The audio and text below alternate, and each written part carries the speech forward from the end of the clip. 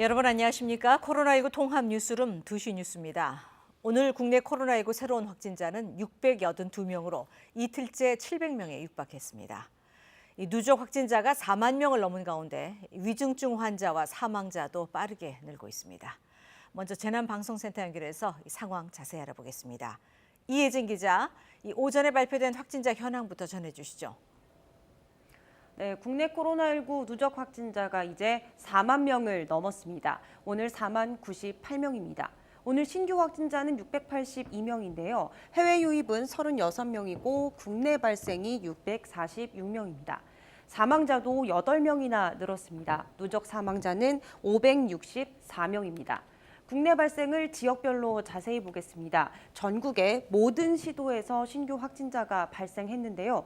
서울과 경기가 200명 이상이 나왔고 인천까지 더하면 수도권이 489명입니다. 어제 500명 넘었던 것에 비하면 조금 줄기는 했지만 수도권 집중 현상이 이어지고 있습니다.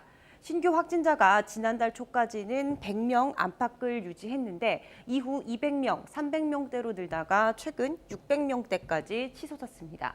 최근에 증가세가 더 가팔라졌는데요. 100명 이상의 세 자릿수 확진자가 지난달 8일부터 한 달 넘게 계속 나오고 있습니다. 오늘 누적 확진자가 4만 명을 넘어섰는데요. 지난달 말 3만 명대에서 19일 만에 확진자가 1만 명 넘게 증가한 겁니다. 코로나19 환자가 그만큼 빠르게 늘고 있습니다. 지난 1년간의 상황을 놓고 보면 국내 누적 확진자는 1만 명대에서 2만 명대로 올라가는데 5개월 정도가 걸렸습니다. 또 2만 명대에서 3만 명대가 되기까지 3개월 가까이 걸렸는데요. 이와 비교해보면 최근 환자의 급증세는 매우 걱정되는 상황이라고 할 수 있습니다. 네, 이렇게 짧은 시간에 확진자가 부쩍 늘면서 이 병상이나 의료진도 부족할 텐데 이 위중증 환자 상황은 어떻습니까? 네, 위중증 환자가 어제보다 23명이나 급증했습니다. 오늘 0시 기준 172명인데요. 보시면은 열흘 만에 위중증 환자가 2배 가까이 급증했습니다. 이렇게 위중증 환자가 늘면서 병상 부족 문제가 현실화하고 있습니다. 최근 2주간 감염 경로를 보면요. 집단 발병보다도 상대방이 확진자인지 모르고 접촉했다가 감염된 사례가 훨씬 많습니다. 보시면은 전체의 40% 가까이나 됩니다. 이에 대해 방역당국은 무증상, 잠복 감염의 형태로 우리 일상 속에서 바이러스 전파가 이뤄지고 있다고 밝혔는데요. 누구나 어디에서든 코로나에 감염될 수 있는 상황입니다. 계속 강조하지만 사회적 거리 두기와 방역 수칙을 철저히 지켜야 합니다. 연말 모임을 취소해달라고 방역당국은 거듭 강조했습니다. 지금까지 재난방송센터에서 KBS 뉴스 이혜진입니다. 네, 이렇게 확산세가 커지면서 이 병실 부족 문제가 현실로 다가오고 있습니다. 이번엔 서울 시내병원에 나가 있는 취재 기자 연결해서 상황 알아보겠습니다. 김민혁 기자, 지금 나가 있는 곳이 이 중환자 병상이 설치된 곳입니까? 네, 저는 지금 국립중앙의료원에 나와 있습니다. 제 뒤로 보이는 건물이 코로나19 위중증 환자들이 치료를 받고 있는 병상이 있는 건물입니다. 현재 이곳 의료원에는 30개의 중환자 병상이 확보가 된 상태입니다. 잠깐 제 뒤를 보시면 아시겠지만 건물 형태가 임시병원 형태입니다. 모듈 병원이라고 하는데요. 이 병원을 중환자만을 위해서 단독 사용하고 있는 겁니다. 1층에는 코로나19 전담 병상 12개가 있고요. 2층에는 준중환자 병상 18개가 설치되어 있습니다. 총 30개 병상 가운데 28명의 환자가 이미 사용 중이어서 남은 병상 단 2개뿐입니다. 이렇게 병상이 차는 건 위중증 환자 수가 연일 늘고 있기 때문인데요. 오늘 0시 기준 전국의 위중증 환자 수 어제보다 23명 늘어난 172명으로 집계가 됐습니다. 이들 환자는 산소치료부터 인공호흡기, 에크모 등의 치료를 받아야 하는 환자들입니다. 코로나19 3차 유행 상황에서 방역당국이 가장 신경을 쓰고 있는 부분입니다. 네, 무엇보다 이 병상을 더 많이 확보하는 게 시급한데요. 현재 인공호흡기 등이 필요한 이 전국의 중환자 병상 상황은 어떻습니까? 네, 전국의 중환자 병상 빠르게 차고 있습니다. 때문에 이 병상을 하루빨리 확보하는 게 중요한데 생각만큼 쉽지만은 않습니다. 코로나19 중환자 병상은 통상 그 시설 자체도 중요하지만 숙련된 인력과 고도의 장비를 함께 확보하는 게 필수적이기 때문입니다. 이렇게 전국에 인력과 장비를 포함해서 중수본이 관리 주체가 된 전담 병상 수가 어제 기준으로 37개 남아있는 상황입니다. 여기에 의료기관들의 자율 신고 병상 14개를 합하면 총 51개 정도 남았습니다. 정부는 기존의 국가지정 입원 치료 병상을 코로나19 전담 병상으로 전환하는 등의 방식으로 이달 말까지 154개의 병상을 추가 확보한다는 계획입니다. 정부는 또 상급 종합병원의 병상도 필요하다며 이들 병원을 대상으로 협조를 요청하고 있다고 밝혔습니다. 지금까지 국립중앙의료원에서 KBS 뉴스 김민혁입니다. 이 사회적 거리두기가 격상됐어도 서울의 확산세는 점점 커지고 있습니다. 그만큼 일상 속 잠복 감염이 널리 퍼져 있기 때문이라는 게 방역 당국의 분석인데요. 이번에 서울시의 코로나19 상황 알아보겠습니다. 오대성 기자, 지금 나가 있는 곳이 서울시청 상황실입니까? 네, 이곳 복도 안쪽으로 서울시 재난안전대책본부 상황실이 마련되어 있습니다. 서울시 25개 자치구에서 확진자와 자가격리자 인원이 먼저 파악이 된 후에 이곳 상황실로 내용이 전달이 되고 그런 다음에 서울시의 전체 상황이 집계가 돼서 공식 발표되고 있습니다. 오늘 0시를 기준으로 한 서울 지역의 코로나19 신규 확진자는 251명입니다. 이번 달 2일 이후 8회째 하루 200명대 신규 확진자가 나오고 있습니다. 먼저 주요 집단 감염 사례부터 설명드리겠습니다. 종로구 음식점인 파고다 타운과 관련해서 이곳 방문자, 또 근처의 노래교실 방문자, 또 방문자들의 가족과 지인 등 모두 11명이 추가 확진 판정을 받았고 첫 확진자가 나온 지난달 28일 이후 관련 확진자는 180명으로 늘었습니다. 중구 남대문 시장 상가와 관련해서도 확진자가 이어지고 있습니다. 어제는 시장 관계자와 가족, 지인 등 모두 8명이 추가 확진돼 누적 확진자가 34명이 됐습니다. 역학조사에서 상가 상점 간의 거리가 1.5m로 좁고 지하에 있어서 창문 환기가 어려웠던 점, 또 상인들의 마스크 착용이 미흡했던 걸로 파악이 됐습니다. 네, 그런데 이런 집단 감염 사례 말고도 일상 속 소규모 감염 규모가 더 크지 않습니까? 네, 그렇습니다. 집단 감염으로 분류되는 경우보다는 가족이나 지인 간 감염과 같은 소규모 감염 인원이 2배 이상 더 많은 상황입니다. 그리고 감염 경로를 조사 중인 경우도 어제 신규 확진자 가운데 64명으로 4분의 1 정도나 됩니다. 서울시는 다양한 모임에서 시작을 해서 집단 감염으로 확산하는 모습이라고 설명을 하면서 개개인 간 접촉을 줄여야만 확산세를 꺾을 수 있다고 강조를 했습니다. 이처럼 확산세가 계속되면서 서울시의 중증 환자 전담 치료 병상은 62개 중에 어제는 6개가 남았었지만 오늘은 3개가 더 줄어서 이제 3개밖에 남지 않았습니다. 서울시는 서울의료원에 설치한 이동병상은 병상 수요에 따라서 운영을 하고 20개의 전담 치료 병상 추가 확보를 중대본과 협의하고 있다고 밝혔습니다. 경증 환자가 머무는 생활치료센터의 경우는 현재 1,900여 개 병상 중에 400여 개만 남았는데 다음 주까지 모든 자치구에 하나씩 설치를 추진하고 있습니다. 확대 설치하기로 한 임시선별진료소는 다중이용시설 등을 중심으로 서울에 약 70여 개가 설치가 되는데 구체적인 장소와 운영 방식은 조만간 결정될 예정입니다. 아울러 전문 역학조사관 10여 명이 자치구에서 업무를 시작을 했고 내일 군인과 경찰 등 270여 명도 역학조사 업무에 투입이 됩니다. 지금까지 서울시청에서 KBS 뉴스 오대성입니다. 경기도 역시 이틀 연속으로 200명대 확진자가 나오면서 확산세가 이어지고 있습니다. 치료할 병상도 많이 부족해서 경기도는 홈케어 시스템을 가동하고 있는데요. 취재기자 연결해서 자세한 소식 알아봅니다. 김용덕 기자, 이 경기도의 신규 확진자 현황부터 좀 전해주시죠. 네, 경기도는 오늘 0시를 기준으로 코로나19 신규 확진자가 215명 늘었다고 밝혔습니다. 누적 확진자는 8,906명인데요. 이틀 연속으로 코로나 확진자가 200명 넘게 늘면서 3차 대유행 양상이 계속되고 있습니다. 신규 확진자 가운데 지역 발생은 201명, 해외 유입은 14명입니다. 집단 감염도에 따라서 서울 종로구 음식점과 관련해서 21명이 새로 감염되면서 도내 관련 확진자는 60명으로 늘었습니다. 또 군포 제조업체 관련 4명, 고양 요양원 2곳에서 3명, 연천 군부대 관련 1명이 추가 확진됐습니다. 집단 감염이 아닌 소규모 N차 감염은 129명이었는데 감염 경로를 아직 알 수 없는 경우도 32명에 달했습니다. 0시 기준으로 경기도 집계를 보면 어제 신규 확진자 가운데 90%가 넘는 197명이 치료시설 배정이 안 되는 등 병상 부족도 계속되고 있는데요. 도내 코로나19 병상 가동률은 89.5%, 생활치료센터 4곳의 가동률은 71.1%입니다. 특히 중증 환자 전담 병상은 49개 가운데 2개만이 남아 있습니다. 병상 배정을 기다리는 확진자 수는 총 341명으로 집계돼 지난 7일부터 300명대로 오가고 있습니다. 경기도는 병상 추가 확보를 계속하고 있고 자택 대기 확진자 관리를 위한 홈케어 시스템을 강화 운영하는 한편 특정 지역을 선별해서 전원 검사하는 방식을 도입하는 방안을 검토하고 있습니다. 지금까지 경기도청에서 KBS 뉴스 김용덕입니다. 코로나19 남성 환자는 여성 환자보다 중증으로 진행될 위험이 2배 이상 높다는 해외 연구 결과가 나왔습니다.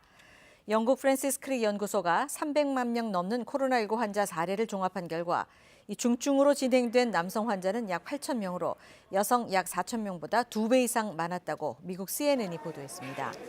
또 연구 대상 환자 가운데 사망자는 남성 약 12만 명, 여성 9만여 명으로 남성 환자의 사망 위험이 여성보다 약 1.4배 높았다고 전했습니다.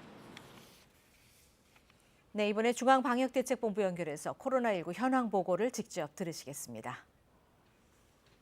격리 치료 중이시고 위중증 환자는 172명입니다. 어제는 사망자가 8명 발생하셨고 누적 사망자는 564명입니다. 삼가 고인의 명복을 빌고 유족께는 심심한 위로의 말씀을 드립니다. 전일 국내 주요 발생 현황에 대해서 설명드리도록 하겠습니다. 경기도 수원시 요양원과 관련하여 12월 8일 첫 확진자 발생 이후 접촉자 조사 중 20명이 추가 확진되어 현재까지 누적 확진자는 총 21명이며 지표 환자는 종로구 음식점, 노래교실 방문자의 가족으로 확인되었습니다. 경기도 안양시 종교시설과 관련하여 12월 5일 첫 확진자 발생 이후 접촉자 조사 중 16명이 추가 확인되어 현재까지 누적 확진자는 총 17명입니다.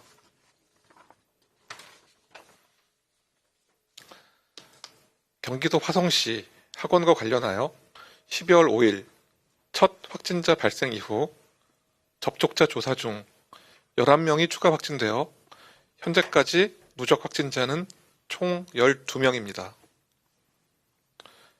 대전 지인 및 김장 모임과 관련하여 12월 6일 첫 확진자 발생 이후 접촉자 조사 중 12명이 추가 확인되어 현재까지 누적 확진자는 총 13명입니다. 울산 남구 중학교와 관련하여 12월 8일 첫 확진자 발생 이후 접촉자 조사 중 19명이 추가 확진되어 현재까지 누적 확진자는 총 20명입니다.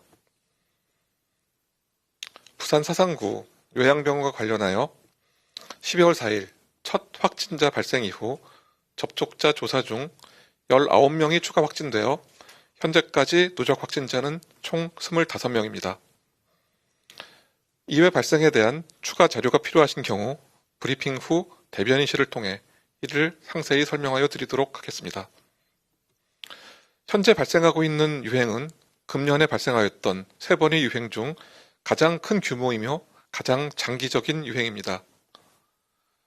백신을 통해서 코로나19를 물리치는 그 순간까지 우리는 여러 번의 고비를 넘겨야 하며 이번 유행은 이 중 가장 강력한 도전이라고 생각합니다. 현재의 상황은 매우 엄중합니다. 현재의 상황은 국민 여러분께서 거리두기에 참여해 주신 덕분에 급격히 증가하던 재생산 지수가 둔화되었으나 여전히 1 이상으로 환자 증가가 계속되고 있는 상황입니다. 지금의 집단 발생 패턴은 다양하게 나타납니다.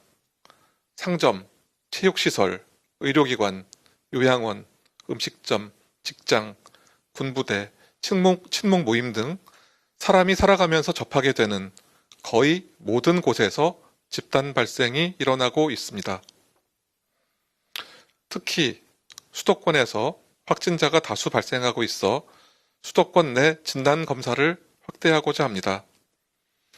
중상 유무와 관계없이 누구나 원하면 검사를 받을 수 있도록 수도권 내 곳곳에 임시 선별 진료소를 설치하여 다음 주 월요일부터 3주간 운영할 계획입니다. 선별 진료소는 순차적으로 설치되어 다음 주 월요일부터 운영됩니다. 검체 취합 방식의 익명 검사를 실시하되 혹시 검사 희망자가 원하는 경우, 다른 편의를 원하는 경우에 타액 검사 또는 신속 항원 검사를 받을 수도 있습니다. 오늘 특히 당부드리고 싶은 것은 어르신들의 건강 주의입니다. 최근 동향 분석 결과 60대 이상의 어르신이 코로나19에 감염되면 이후에 10%는 위중증으로 발전하여 중환자실 치료를 받게 됩니다. 그간 우리나라를 발전시켜 오셨던 세대인 어르신들께서 다시 한번 이 행사에, 이 거리두기에 참여해 줄 것을 부탁드립니다. 송구하지만 어르신의 경우에는 다른 세대보다 더 심각할 수 있으니 특히 감염 예방에 주의해 주시기 바랍니다. 말씀드린 것처럼 현재의 상황은 어렵습니다. 어떻게 해서든 사회적 거리를 두어 접촉의 강도를 낮추고 감염을 예방토록 하여야 합니다. 우리는 이미 두 번의 유행을 성공적으로 막아낸 바 있습니다. 그리고 이번 유행이 가장 어려운 도전이 될 것으로 생각하고 있습니다. 코로나19로 인해 전 세계는 그 이전과는 전혀 다른 세상을 살고 있습니다. 모두에게 힘든 시간이 되고 있지만 생활화된 방역수칙 준수를 간곡히 당부드립니다. 그리고 몸이 불편하시면 모두의 안전을 위해 가능한 빨리 검사를 받아주실 것을 거듭 부탁드리겠습니다. 네, 지금부터 기자님들 질문에 답변 드리는 시간. 중앙방역대책본부의 브리핑 들으셨습니다. 다음 소식입니다. 대전 유성구청 공무원이 코로나19 확진 판정을 받아 구청이 임시 폐쇄됐습니다. 또 종교 소모임에서 발생한 것으로 추정되는 집단 감염도 이어지고 있는데요. 대전 충남 지역 코로나19 상황 알아봅니다. 황정환 기자, 이 유성구청 공무원들을 대상으로 긴급 진단 검사를 진행하고 있다고요? 네, 대전 유성구청 공무원이 오늘 새벽 코로나19 확진 판정을 받아 구청에 비상이 걸렸습니다. 확진 사실을 통보받은 유성구는 즉시 구청을 임시 폐쇄하고 이동식 선별진료소를 설치해 밀접 접촉자 120명 등 전 직원 500명을 대상으로 진단검사를 하고 있습니다. 이에 따라 오늘 하루는 행정서비스 중단이 불가피할 전망인데 군은 우선 급한 업무는 일선 동사무소에서 처리하도록 조처했습니다. 집단 감염 여파도 계속 이어지고 있습니다. 종교 소모임으로 추정되는 집단 감염과 관련해 대전에서 20대 2명이 추가로 확진돼 누적 확진자는 모두 14명으로 늘었습니다. 집단 감염이 발생한 유성구 맥주집과 관련해서도 기존 확진자의 직장 동료가 추가로 확진됐습니다. 충남 청양의 마을회관 집단 감염과 관련해서는 청양과 당진에서 각각 1명씩 추가로 확진됐고 논산 육군훈련소에서는 지난 5일 2명에 이어 훈련병 1명이 추가 확진됐습니다.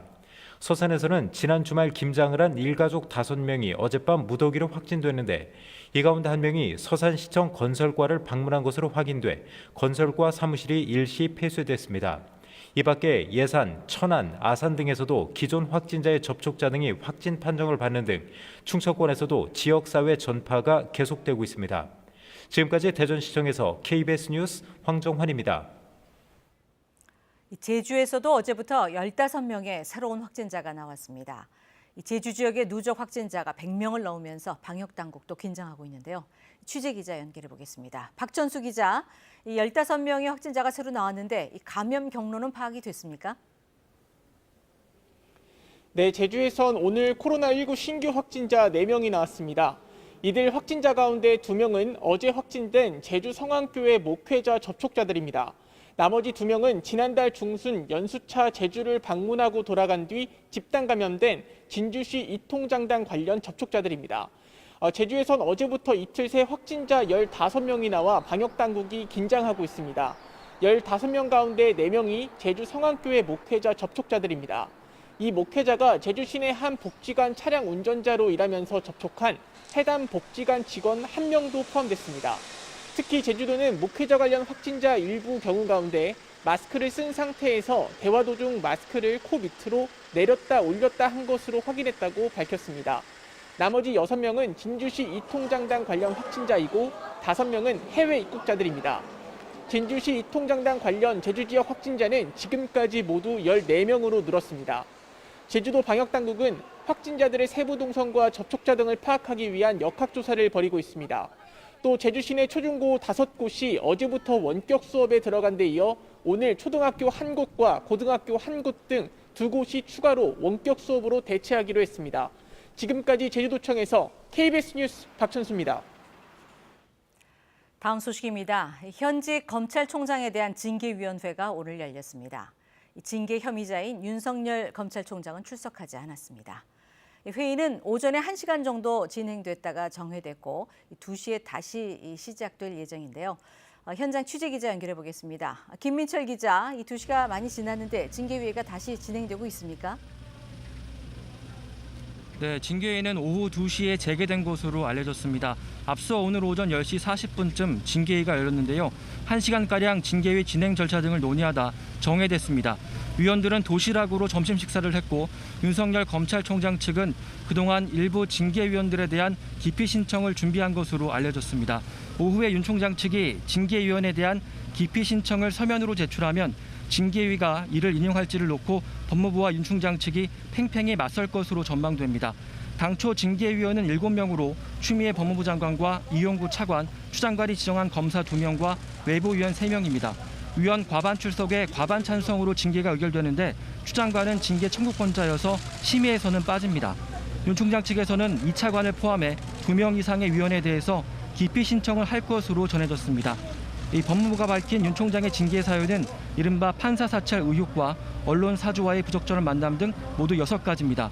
그만큼 오늘 징계위에서 다툴 부분이 많다는 뜻인데요. 윤 총장 측은 징계 사유 자체가 존재하지 않는다고 맞서며 이성윤 서울중앙지검장과 한동수 대검 감찰부장 등 모두 7명의 증인을 신청했습니다. 앞서 오전 10시쯤부터는 윤 총장이 증인으로 신청한 손준성 대검 수사정보 담당관 등이 법무부에 도착해 대기하고 있습니다. 이 징계위가 이 가운데 일부를 증인으로 채택한다면 증인 신문에 상당한 시간이 걸릴 수 있는 데다 이 징계 사유별로 치열하게 다툴 것으로 예상돼 오늘 하루 만에 결론을 내지 못하고 징계위가 여러 차례 열릴 거란 관측도 나옵니다. 오늘 윤 총장은 징계위에 참석하지 않았고 대신 변호인이 나와 징계 청구의 부당성 등을 주장하고 있습니다. 윤 총장은 대검에서 정상적으로 업무를 하고 있는 것으로 알려졌습니다. 지금까지 법무부에서 KBS 뉴스 김민철입니다. 정기국회가 어제 끝나고 임시국회가 소집돼 오늘 중으로 공수처법 개정안이 처리될 것으로 보입니다. 국민의힘이 법안 표결을 막기 위해 어제 무제한 토론을 이어갔지만 오늘은 더 이상 막아설 대안이 없는 상황인데요. 국회 취재기자 연결하겠습니다. 이화진 기자, 이 공수처법 개정안 통과가 됐습니까? 네, 조금 전인 2시쯤에 국회 본회의가 열렸고요. 공수처법 개정안이 상정은 되었지만 아직 통과는 되지 않은 상태입니다. 국민의힘 의원들은 본회의에 앞서서 이 민주주의가 사라졌다고 규탄 시위를 벌이기도 했는데요. 국민의힘은 오늘 새벽 0시까지 무제한 토론이 필리버스터를 진행하면서 민주당의 법안 처리를 지연시켰습니다. 하지만 무제한 토론이 종료된 안건은 다음 회기에 반드시 상정하도록 되어 있는 국회법에 따라서 임시국회 첫날인 오늘 원안대로 개정안이 상정된 겁니다. 개정안의 핵심은 추천위 의결 정족수를 전체 위원 7명 가운데 6명 찬성해서 5명 찬성으로 완화하는 내용을 담고 있습니다. 이렇게 되면 야당 측 추천위원 2명이 모두 반대하더라도 후보자를 추천할 수 있게 됩니다. 오늘 본회의에서는 공수처법 자동 표결이 끝나는 대로 공수처 후속 법안들도 잇따라 투표에 붙여집니다. 공수처가 각계 기관에서 수사 관련 정보를 받아볼 수 있게 하는 등 운영을 뒷받침하는 근거 법안들입니다. 민주당은 이어 국정원의 대공수사권을 경찰로 이관하는 국정원법 개정안을 상정해서 의결을 시도할 예정인데요. 이에 국민의힘은 오늘도 역시 무제한 토론을 신청했는데 첫 주자는 경찰 출신인 이철규 의원입니다. 이철규 의원은 해당 개정안이 사실상 대공수사권 폐지가 아니냐는 우려를 주장할 계획인데요. 이 무제한 토론도 내일 오후면 끝이 납니다. 민주당과 친여권 성향의 의원들의 협조를 얻어서 180표를 확보하면 표결로 24시간 만에 강제 종료시킬 수 있기 때문입니다. 때문에 공수처법 이외에 다른 쟁점 법안들 역시 이 같은 무제한 토론 종료 뒤 법안 의결 수순으로 이르면 모레쯤에 모두 처리될 것으로 보입니다. 지금까지 국회에서 KBS 뉴스 이화진입니다. 아파트 경비원이던 고 최희석 씨를 여러 차례 때리고 갑질 등을 한 혐의로 재판에 넘겨진 입주민이 1심에서 징역 5년을 선고받았습니다. 이 재판부는 죄질이 몹시 좋지 않고 가해자가 잘못을 반성하지 않고 있다며 엄한 처벌이 불가피하다고 밝혔습니다. 보도에 전현우 기자입니다. 서울 북부지법은 고 최희석 경비원에게 폭행과 폭언 등을 한 혐의로 기소된 아파트 입주민 신모 씨에 대해 징역 5년을 선고했습니다. 재판부는 검찰의 공소 사실을 모두 인정하면서 범행 경위나 방법, 내용 등 사안이 무겁고 죄질이 좋지 않다고 판단했습니다. 또 수사 과정에서의 심 씨의 태도와 법정 진술 내용을 보면 잘못을 반성하고 있다고 보기 어렵다고 덧붙였습니다. 이에 양형 권고 범위인 징역 1년에서 3년 8개월보다 높은 징역 5년을 선고한다고 밝혔습니다. 심 씨는 올해 4월부터 5월 사이 경비원 최 씨와 주차 문제로 다툰 뒤 최 씨를 감금하고 때린 혐의를 받고 있습니다. 이에 최 씨는 폭행과 협박을 당했다는 음성 유서를 남기고 지난 5월 숨진 채 발견됐습니다. 최 씨는 음성 유서에서 다시는 억울한 일을 당해 죽는 사람이 없도록 심 씨를 강력히 처벌해달라는 말을 남겼습니다. 검찰은 지난 6월 심 씨에 대해 보복 감금과 상해 등 7개 혐의를 적용해 재판에 넘겼습니다. 이어 지난 7일 결심 공판에서 검찰은 심 씨가 전혀 반성하지 않아 엄한 처벌이 필요하다며 징역 9년을 구형했습니다. 재판이 끝난 뒤 최 씨의 유족들은 더 강력한 법을 만들어 제2, 제3의 최희석이 나오지 않았으면 좋겠다고 밝혔습니다. KBS 뉴스 전현우입니다. 현재 서울이 8.9도까지 올라 온화한 기온이 들고 있습니다. 내일도 한낮에는 서울이 8도까지 오르겠는데요. 주말까지는 예년 이맘때 기온을 웃돌면서 추위가 주춤하겠습니다. 일요일부터 찬바람이 불면서 추워지겠습니다. 다음 주에는 서울의 아침 기온이 영하 10도 안팎까지 떨어지고 한낮에도 영하에 머무는 한파가 예상돼 대비하셔야겠습니다.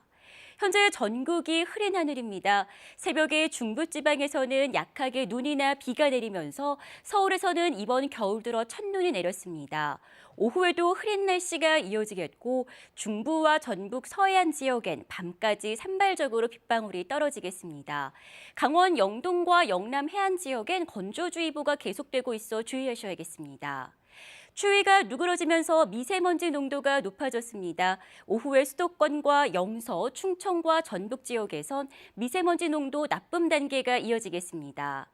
낮 기온은 대전이 10도, 광주와 대구가 12도, 부산이 13도로 예년 이맘때 기온을 웃돌겠습니다. 바다의 물결은 모든 해상에서 1, 2m로 비교적 낮게 일겠습니다. 일요일에는 중부와 호남에 비나 눈이 내리겠습니다. 기상정보였습니다. 코로나19 통합 뉴스룸 2시 뉴스를 마칩니다. 시청해주신 여러분 고맙습니다.